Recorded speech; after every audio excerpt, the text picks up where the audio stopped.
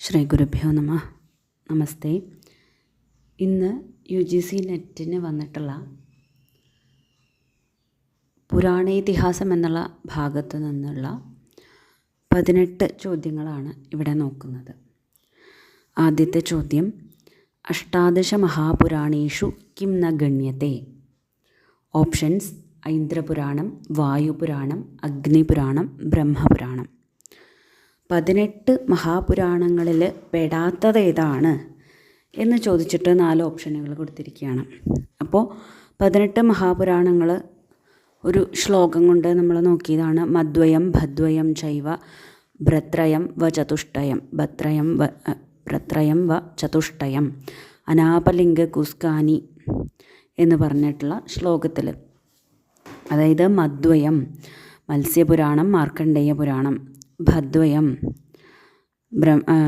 ഭവിഷ്യപുരാണം, ഭാഗവത പുരാണം, ഭ്രത്രയം അതായത് ബ്രഹ്മാണ്ഡ പുരാണം, ബ്രാഹ്മപുരാണം, ബ്രഹ്മവൈവർത്ത പുരാണം, വചതുഷ്ടയം വാമനപുരാണം, വരാഹപുരാണം, വിഷ്ണുപുരാണം, വായുപുരാണം, ആ അഗ്നിപുരാണം, നാരദപുരാണം, പദ്മപുരാണം, ലിംഗപുരാണം, ഗരുഡപുരാണം, കൂർമ്മപുരാണം, സ്കന്ദപുരാണം. ഇങ്ങനെ 18 മഹാപുരാണങ്ങൾ നോക്കിയിരുന്നു. അപ്പോൾ ഈ 18 മഹാപുരാണങ്ങളിൽ ഈ ഓപ്ഷനുകളിൽ ഇല്ലാത്തത് ഐന്ദ്രപുരാണം. ഐന്ദ്രപുരാണം ഈ 18 മഹാപുരാണങ്ങളിൽ പെടുന്നില്ല. അതുകൊണ്ട് അതാണ് ഉത്തരം. അടുത്ത ചോദ്യം, യാസ്കമതാനുസാരം പുരാണശബ്ദസ്യ വ്യുത്പത്തിരസ്തി. ഓപ്ഷൻസ്: പുരാ നവം ഭവതി, പുരാ ഭവം, പുരാ പരമ്പരാം വഷ്ടി, പുരാ ഏതത് അഭൂത്. യാസ്കൻ്റെ മതമനുസരിച്ച് പുരാണത്തിൻ്റെ വ്യുത്പത്തി എങ്ങനെയാണ് എന്ന് ചോദിച്ചാൽ അതിന് ഉത്തരം ഓപ്ഷൻ 1 പുരാ നവം ഭവതി എന്നതാണ്. ഇതിനോടൊപ്പം ജീവഗോസ്വാമി എന്താണ് പുരാണത്തിന്, തൻ്റെ ഭാഗവത സന്ദർഭത്തിൽ ജീവഗോസ്വാമി എന്താണ് പുരാണത്തിൻ്റെ വ്യുത്പത്തി പറയുന്നത് എന്നുകൂടി മനസ്സിലാക്കാം. പൂരണാത് പുരാണം എന്നാണ് ജീവഗോസ്വാമി പറയുന്നത്. അപ്പോൾ പുരാ നവം ഭവതി എന്ന വ്യുത്പത്തി പറയുന്നത് യാസ്കനാണ്.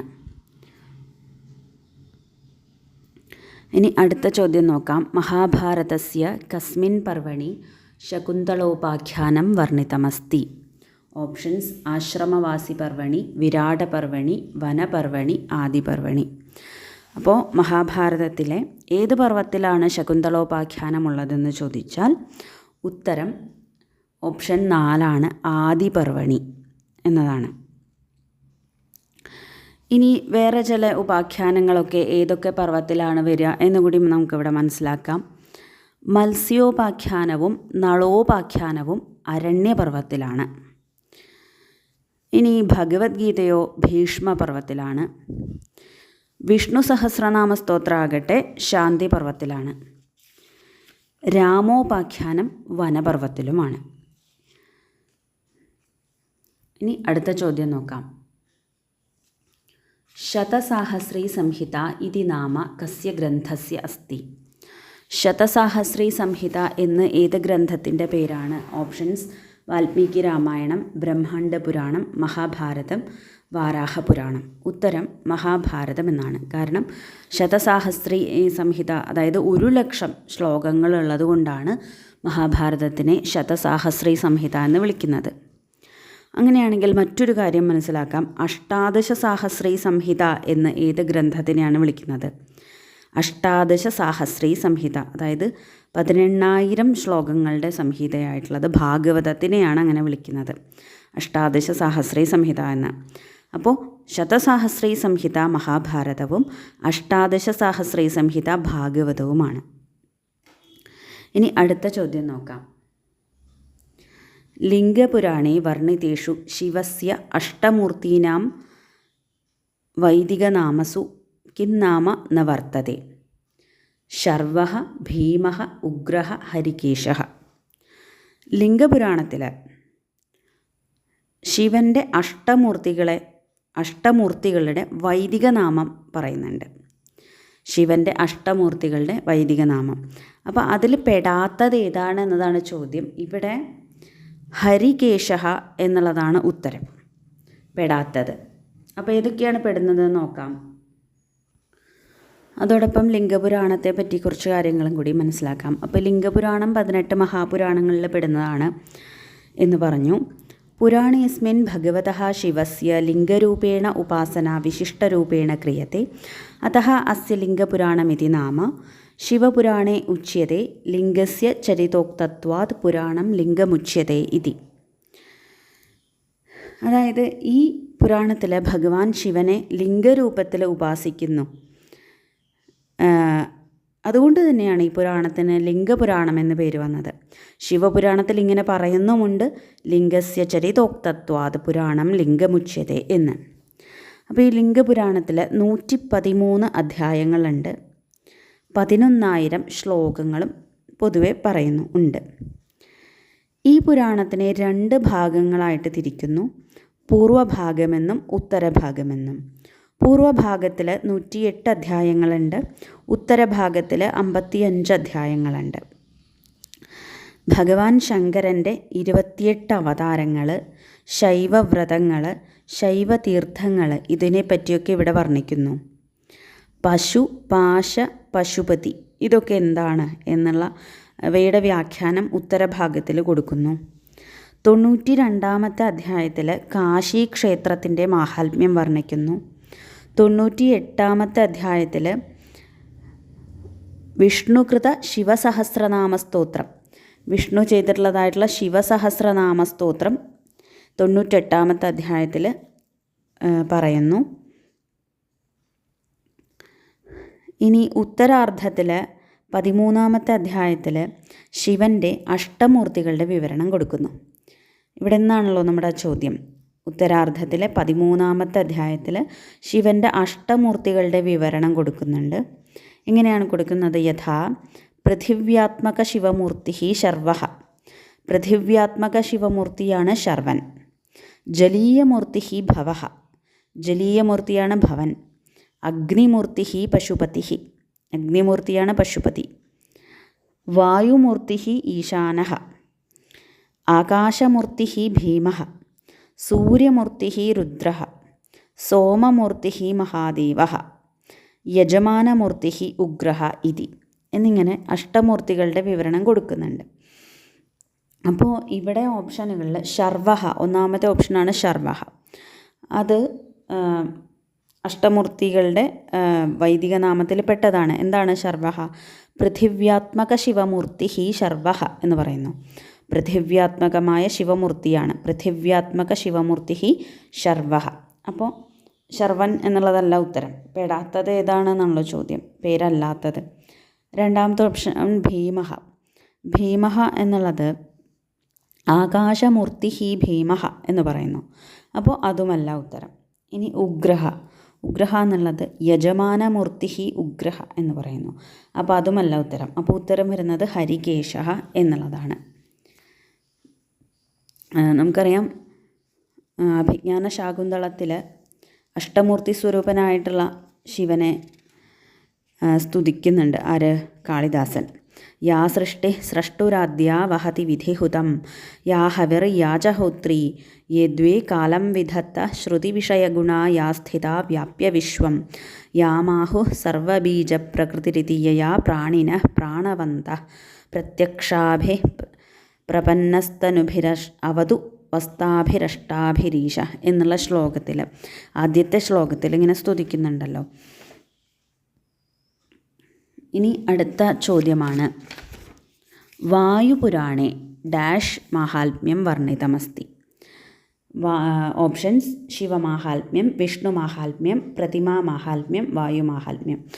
ആരുടെ മാഹാത്മ്യമാണ് വായുപുരാണത്തിൽ വർണ്ണിക്കുന്നതെന്ന് ചോദിച്ചാൽ ഉത്തരം ശിവമാഹാത്മ്യമാണ്.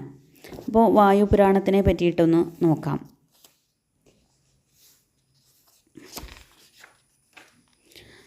വായുപുരാണം സർവപ്രാചീനമസ്തി.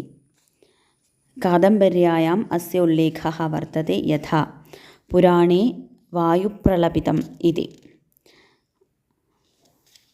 സർവപ്രാചീനമായ വായുപുരാണം, കാദംബരിയിൽ ഈ വായുപുരാണത്തെ പറ്റി പറയുന്നുണ്ട്. ഈ വായുപുരാണത്തിൽ 112 അധ്യായങ്ങളുണ്ട്. പ്രായശഃ 24,000 ശ്ലോകങ്ങളുണ്ട്. വായുപുരാണത്തിൽ 4 പാദങ്ങളാണുള്ളത്. ഇതൊക്കെയാണ് പ്രക്രിയാപാദ, അനുഷംഗപാദ, ഉപോദ്ഘാതപാദ, ഉപസംഹാരപാദ. ഇങ്ങനെ 4 പാദങ്ങളാണുള്ളത്. ഈ പുരാണത്തെ താമസപുരാണം എന്ന് പറയുന്നുണ്ട്. സൃഷ്ടിതത്വം, ഭൗഗോളിക വർണ്ണന, ഖഗോള വർണ്ണന, യുഗ, യജ്ഞ, ഋഷി, തീർത്ഥങ്ങളുടെ വർണ്ണന, അതുപോലെ 60-ാമത്തെ അധ്യായത്തിൽ വേദശാഖകളുടെ വർണ്ണന, പിന്നെ പ്രജാപതി വംശവർണ്ണന 61 തൊട്ട് 65 വരെയുള്ള അധ്യായങ്ങളിൽ, കാശ്യപീയ പ്രജാസർഗം 66 തൊട്ട് 69 വരെ, ശ്രാദ്ധവർണ്ണന, സംഗീതവർണ്ണന 83 മുതൽ 87-ാമത്തെ അധ്യായം വരെ, ശിവചരിത്രവർണ്ണന, പാശുപതയോഗ,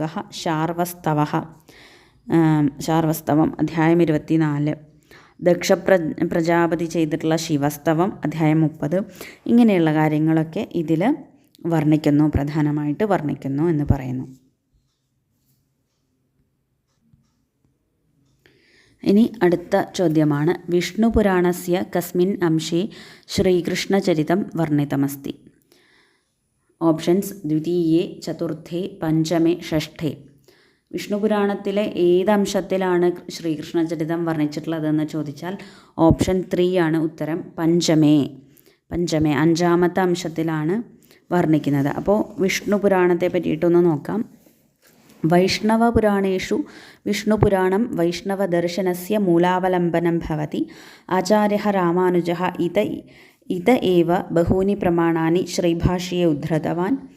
നാഗപ്രകാശനസ്യ സംസ്കരണാധാരേണ അത്ര 129 അധ്യായാः 23,000 ശ്ലോകാः പ്രായः വർത്തന്തെ. പുരാണമിദം ഗദ്യപദ്യോഭയാത്മകം ഭവതി. അതായത് വൈഷ്ണവ പുരാണങ്ങളിലെ വിഷ്ണുപുരാണം വൈഷ്ണവ ദർശനത്തിൻ്റെ തന്നെ മൂല അവലംബനമാണ്. ആചാര്യ രാമാനുജൻ ഇവിടെ നിന്ന് പല പ്രമാണങ്ങളും സ്വീകരിച്ചിട്ട് തൻ്റെ ശ്രീഭാഷ്യത്തിൽ ഉദ്ധരിച്ചിട്ടുണ്ട്. അതുപോലെ ഇതിൽ 129 അധ്യായങ്ങൾ 23,000 ശ്ലോകങ്ങളാണ് പ്രായശഃ ഉള്ളത്. ഈ പുരാണം ഗദ്യപദ്യ ഉഭയാത്മകമാണ്. ഇതിന് വിഷ്ണുചിത്യാത്മക പ്രകാശഃ എന്നൊരു ശ്രീധരി വ്യാഖ്യാനമുണ്ട്. ഈ പുരാണം വസിഷ്ഠൻ്റെ പുത്രനായിട്ടുള്ള പരാശരൻ മൈത്രേയന് ഉപദേശിക്കുന്നതാണ്. അതുപോലെ ബ്രഹ്മാവ്, ദക്ഷൻ, പുരുകുത്സഃ, സാരസ്വതഃ, പരാശരഃ, മൈത്രേയഃ, ഇങ്ങനെ ഒരു ക്രമത്തിലാണ് ഈ പുരാണത്തിൻ്റെ ഒരു അധ്യയന പരമ്പര ഉള്ളത്.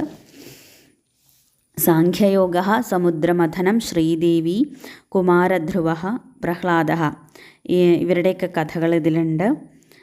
ശ്രീദേവിയുടെ കാവ്യാത്മകം വർണ്ണനം ഇവിടെയുണ്ട്. സപ്തദ്വീപങ്ങൾ, സപ്തസമുദ്രങ്ങൾ, ജംബുദ്വീപ, ഭാരതവർഷം, ഇങ്ങനെ തുടങ്ങിയിട്ടുള്ള ഭൗഗോളിക വർണ്ണനവും ഇവിടെ ഉണ്ട്. ഈ പുരാണത്തിൻ്റെ 3-ാമത്തെ ഭാഗത്തിൽ ബ്രഹ്മചര്യം, ഗാർഹസ്ഥ്യം, വാനപ്രസ്ഥം, യതിവ്രത വ്യവസ്ഥ ഇതൊക്കെ വർണ്ണിക്കുന്നുണ്ട്. 4-ാമത്തെ അംശത്തിൽ യദു, ദൃഹ്യു തുടങ്ങിയ പുരുപ്രമുഖന്മാരായിട്ടുള്ള ഐതിഹാസിക വംശങ്ങളുടെ ഉല്ലേഖവുമുണ്ട്.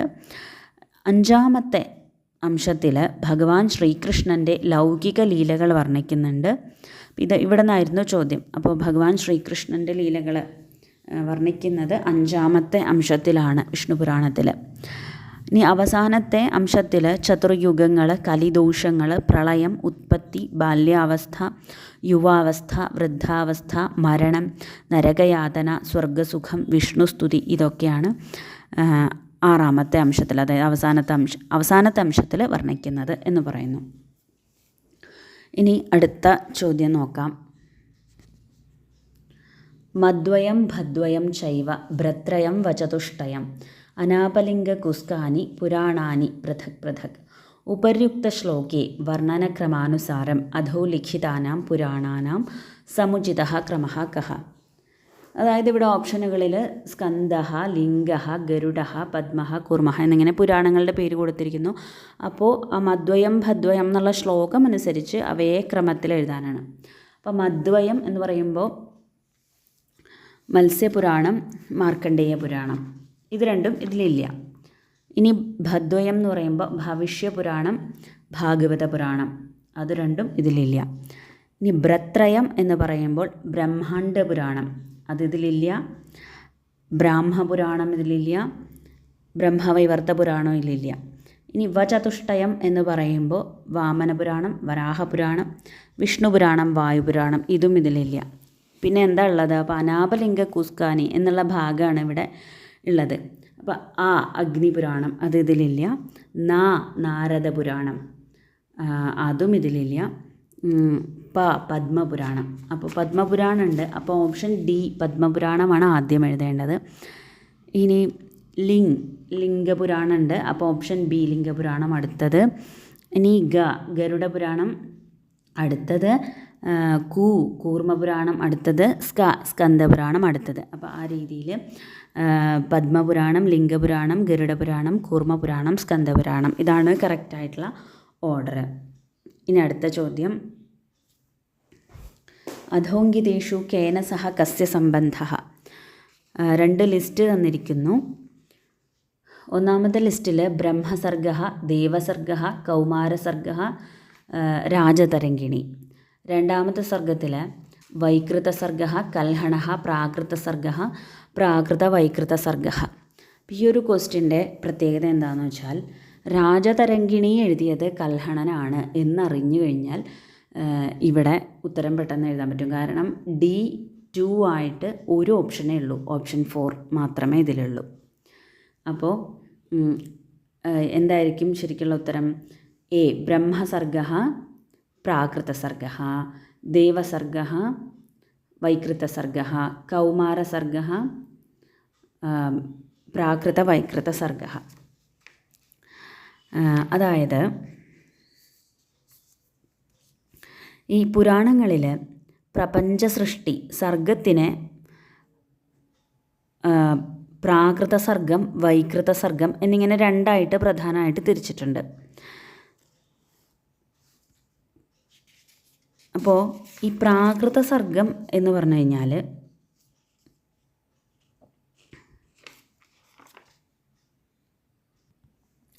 അതിൽ പെടുന്നതാണ് ബ്രഹ്മസർഗം, ഭൂതസർഗം, വൈകാരിക സർഗം, ഇതൊക്കെ.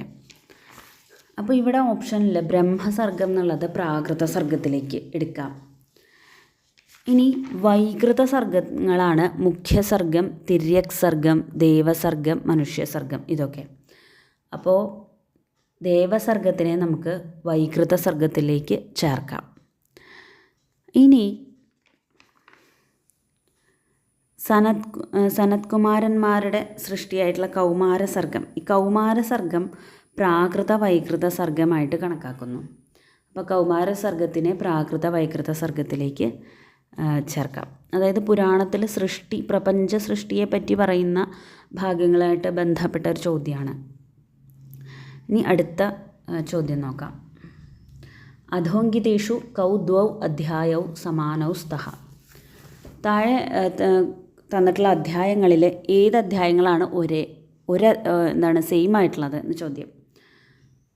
ശ്രീമദ് ഭഗവത്ഗീതായാം ഷോഡശോധ്യായഃ, ശ്രീമദ് ഭഗവത്ഗീതായാം ദ്വാദശോധ്യായഃ, മഹാഭാരതേ ഭീഷ്മപർവണി ചത്വാരിംശോധ്യായഃ, മഹാഭാരതേ ഭീഷ്മപർവണി അഷ്ടാവിംശോധ്യായഃ. അപ്പോൾ ഇവിടെ ഉത്തരം എന്താണെന്ന് വെച്ചാൽ ഓപ്ഷൻ എയും സിയുമാണ്. എയും സിയും, അതായത് ഭഗവത്ഗീതയിലെ 16-ാം അധ്യായവും മഹാഭാരതത്തിലെ ഭീഷ്മപർവത്തിലെ 40-ാം അധ്യായവും സെയിം അധ്യായങ്ങളാണ്. അതെങ്ങനെയാണെന്ന് വെച്ചാൽ ഭീഷ്മപർവത്തിലെ 25 തൊട്ട് 42 വരെയുള്ള അധ്യായങ്ങളാണ് ഈ ഭഗവത്ഗീത എന്ന് പറയുന്നത്.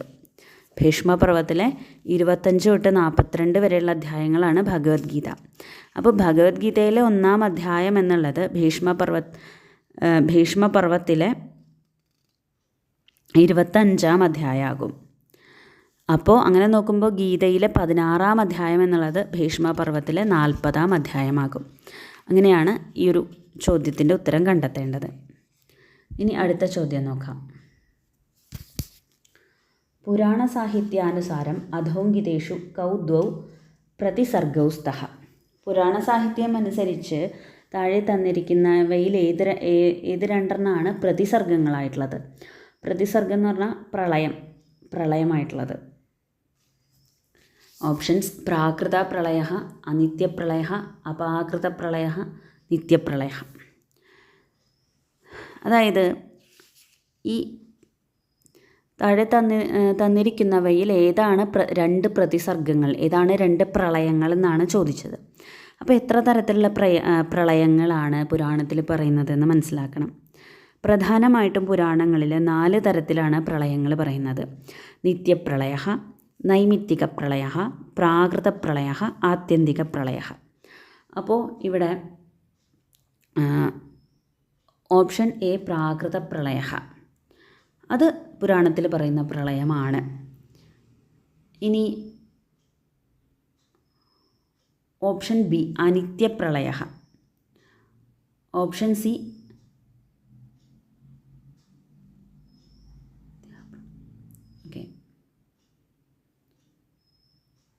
അപാകൃത പ്രളയ, ഓപ്ഷൻ ഡി നിത്യപ്രളയ. അപ്പോൾ എന്താണ് പുരാണങ്ങളിൽ പറയുന്ന പ്രളയമായിട്ടുള്ളത് ഓപ്ഷൻ എയും ഓപ്ഷൻ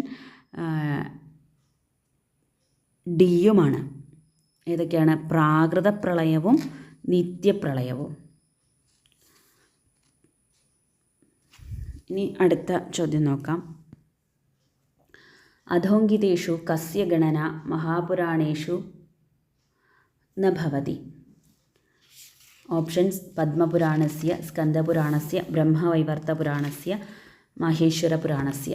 അപ്പോൾ ഈ പദ്മപുരാണം, സ്കന്ദപുരാണം, ബ്രഹ്മവൈവർത്തപുരാണം, മാഹേശ്വരപുരാണം ഇവയിൽ ഏതാണ് മഹാപുരാണത്തിൽ അന്തർഭവിക്കാത്തത് എന്ന് ചോദിച്ചാൽ ഉത്തരം മാഹേശ്വരപുരാണമാണ്. കാരണം മഹാപുരാണങ്ങൾ ആ ശ്ലോകത്തിൽ നിന്ന് നമുക്ക് കിട്ടിയതാണ്. മദ്വയം ഭദ്വയം ചൈവ ഭ്രത്രയം വചതുഷ്ടയം അനാപലിംഗ കുസ്കാനി എന്നിങ്ങനെ പറയുന്ന 18 മഹാപുരാണങ്ങളിൽ മാഹേശ്വര പുരാണം ഇല്ലാത്തത് കൊണ്ട് അതാണ് മഹാപുരാണത്തിൽ ഉൾപ്പെടാത്തത് എന്ന് പറയാം.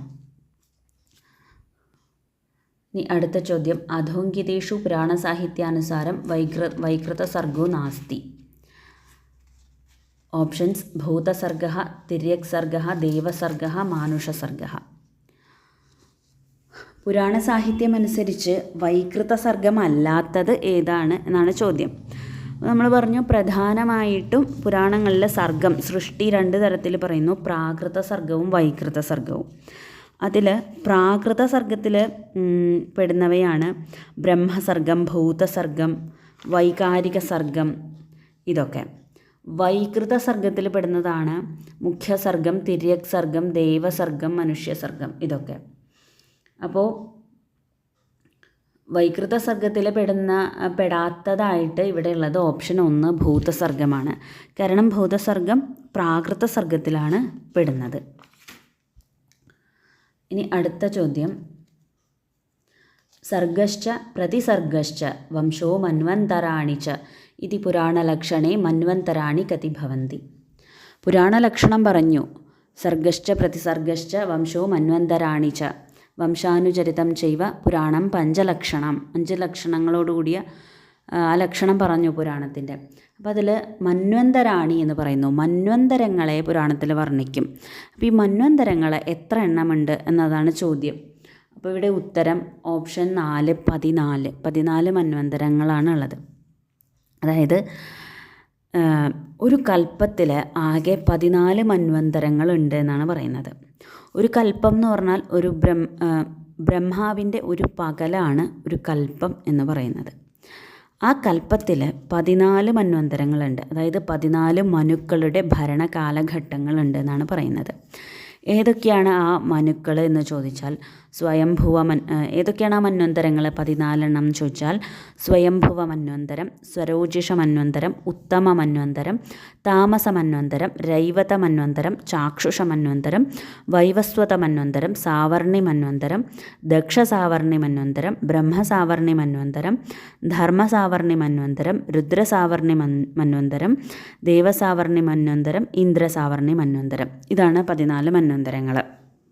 അപ്പോൾ ഒരു കൽപ്പത്തിൽ 14 മന്വന്തരങ്ങൾ ഉണ്ടാവും.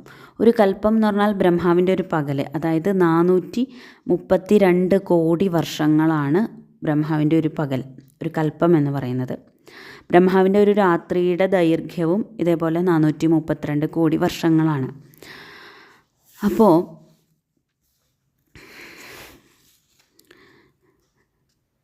നമ്മൾ ഇപ്പോൾ ജീവിക്കുന്നത് എന്താണ്,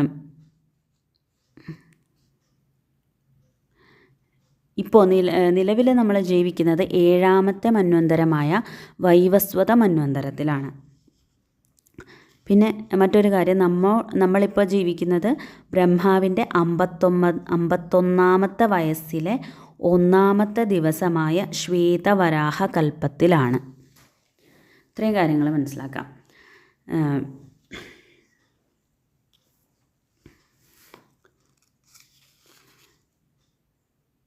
ഒരു കൽപ്പം എന്ന് പറഞ്ഞു, അതായത് ബ്രഹ്മാവിൻ്റെ ഒരു പകൽ, അത് 432 കോടി വർഷങ്ങളാണെന്ന് പറഞ്ഞു.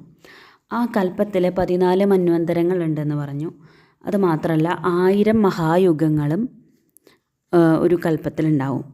അതായത് ഒരു മഹായുഗം എന്ന് പറഞ്ഞാൽ കൃതയുഗം, ത്രേതായുഗം, ദ്വാപരയുഗം, കലിയുഗം, ഇങ്ങനെ 4 യുഗങ്ങൾ ചേർന്നതാണ് ഒരു മഹായുഗം. അങ്ങനെയുള്ള 1000 മഹായുഗങ്ങൾ ഒരു കൽപ്പത്തിലുണ്ടാവും. അതായത് ഒരു മഹായുഗം എന്ന് പറഞ്ഞാൽ 43,20,000 മനുഷ്യവർഷമാണ്.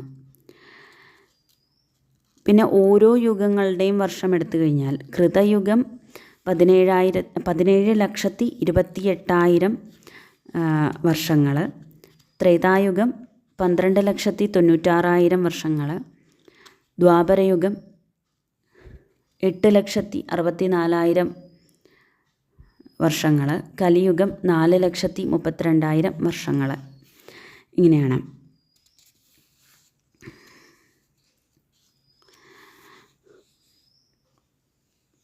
അതായത് ഒരു കൽപ്പത്തിൽ ബ്രഹ്മാവ് ഉണരുമ്പോൾ കൽപ്പം ആരംഭിക്കുന്നു. ഈ സമയത്ത് പ്രപഞ്ച സൃഷ്ടി നടക്കുന്നു. അതുപോലെ ബ്രഹ്മാവിൻ്റെ പകൽ അവസാനിക്കുമ്പോൾ പ്രളയമുണ്ടാകുന്നു, നൈമിത്തിക പ്രളയമുണ്ടാകുന്നു. ഈ സമയത്ത് ഭൂമി ഉൾപ്പെടെയുള്ള ലോകങ്ങൾ നശിക്കുകയും ബ്രഹ്മാവ് ഉറങ്ങാൻ കിടക്കുമ്പോൾ എല്ലാം ഈശ്വരനിൽ ലയിക്കുകയും ചെയ്യുന്നു എന്നൊക്കെ പുരാണങ്ങളിൽ പറയുന്നു. ഇനി അടുത്ത ചോദ്യം നോക്കാം. ഭാഗവത പുരാണാനുസാരം അധോ ലിഖിതേഷു പുരാണലക്ഷണം നാസ്തി. ഓപ്ഷൻസ്: സംസ്ഥ, ഹേതു, നിഗമഃ, അപാശ്രയഃ. അതായത് പുരാണം 5 ലക്ഷണത്തോടു കൂടിയതാണെന്ന് പറഞ്ഞു. പുരാണത്തിൻ്റെ 5 ലക്ഷണങ്ങൾ പറഞ്ഞു. ഭാഗവതത്തിൽ പറയണത് ദശലക്ഷണം, പുരാണത്തിന് 10 ലക്ഷണങ്ങളാണ് പറയുന്നത്. അപ്പോൾ ആ 10 ലക്ഷണങ്ങളിൽ പെടാത്തത് ഏതാണെന്നതാണ് ചോദ്യം. ഭാഗവതത്തിൽ പറയുന്ന പുരാണത്തിൻ്റെ 10 ലക്ഷണങ്ങൾ ഏതൊക്കെയാണ്? ആ ശ്ലോകം ഇങ്ങനെയാണ്: സർഗശ്ചാധ വിസർഗശ്ച വൃത്തി രക്ഷാന്തരാണി ച വംശോ വംശാനുചരിതം സംസ്ഥ ഹേതുരപാശ്രയഃ. സർഗശ്ചാധ വിസർഗശ്ച വൃത്തി രക്ഷാന്തരാണി ച വംശോ വംശാനുചരിതം സംസ്ഥ ഹേതുരപാശ്രയഃ. അതായത് പുരാണം ദശലക്ഷണത്തോടു കൂടിയതാണ്. ഏതൊക്കെയാണ് ദശലക്ഷണങ്ങൾ? സർഗഃ, വിസർഗഃ, വൃത്തിഃ, രക്ഷാ, അന്തരാണി, വംശഃ, വംശാനുചരിതം, സംസ്ഥ, ഹേതുഃ, അപാശ്രയഃ. ഇങ്ങനെ 10 ലക്ഷണങ്ങളോട് കൂടിയതാണ് പുരാണം. അപ്പോൾ ഈ 10 ലക്ഷണത്തിൽ പെടാത്തത് ഏതാണെന്ന് ചോദിച്ചേ. അപ്പോൾ ഓപ്ഷൻ 1 സംസ്ഥ അതിൽ പെടുന്നുണ്ട്. ഓപ്ഷൻ 2 ഹേതുവും പെടുന്നുണ്ട്. ഓപ്ഷൻ 4 അപാശ്രയഃ, അതും ഇതിൽ പെടുന്നുണ്ട്.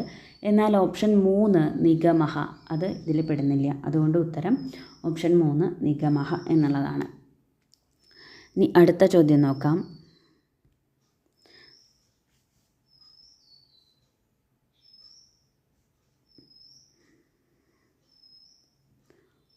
പുരാനവം ഭവതി ഇതി പുരാണശബ്ദസ്യ വ്യുത്പത്തിഃ കസ്യ മതേ അസ്തി. പുരാനവം ഭവതി എന്നുള്ള പുരാണ ശബ്ദത്തിൻ്റെ വ്യുത്പത്തി ആരുടെ അഭിപ്രായത്തിലാണ് ചോദിച്ചാൽ ഉത്തരം നേരത്തെ പറഞ്ഞു. ഓപ്ഷൻ 2 മഹർഷി യാസ്കസ്യ, യാസ്കൻ്റെ അഭിപ്രായത്തിലാണ് ഇങ്ങനെ പുരാണ ശബ്ദത്തിന് വ്യുത്പത്തി കൊടുക്കുന്നത്. അടുത്ത ചോദ്യം, പുരാണദൃഷ്ട്യാ സർഗഃ നാസ്തി.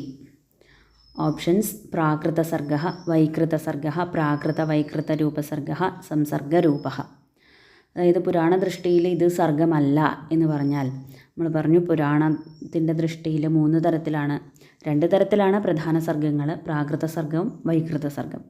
പിന്നെ അത് രണ്ടും കൂടി പ്രാകൃത-വൈകൃത സർഗം എന്ന് മൂന്നാമതും കൂടി പറയാം. അപ്പോൾ അത് വെച്ച് നോക്കുമ്പോൾ 4ാമത്തെ ഓപ്ഷൻ സംസർഗരൂപഃ എന്നുള്ളതാണ് പുരാണ ദൃഷ്ടിയിൽ സർഗമല്ലാത്തത് എന്ന് കിട്ടുന്നു. ഇനി അടുത്ത ചോദ്യം, വിഷ്ണു സഹസ്രനാമസ്തോത്രം മഹാഭാരതസ്യ കസ്മിൻ പർവണി സമുപലഭ്യത്തെ? ദ്രോണപർവണി, ഭീഷ്മപർവണി, ശാന്തിപർവണി, അനുശാസനപർവണി. വിഷ്ണു സഹസ്രനാമസ്തോത്രം മഹാഭാരതത്തിലെ ഏത് പർവ്വത്തിലാണുള്ളതെന്ന് ചോദിച്ചാൽ, നമ്മൾ ആദ്യം പറഞ്ഞു ശകുന്തളോപാഖ്യാനം ആദി പർവ്വത്തിലാണ്. ആ സമയത്ത് തന്നെ പറഞ്ഞു വിഷ്ണു സഹസ്രനാമസ്തോത്രം ശാന്തി പർവ്വത്തിലാണ് ഉള്ളത് എന്ന്. അപ്പോൾ ഇത്രയും നോക്കാം. ഇനി അടുത്ത ക്ലാസ്സിൽ നോക്കാം. നമസ്കാരം.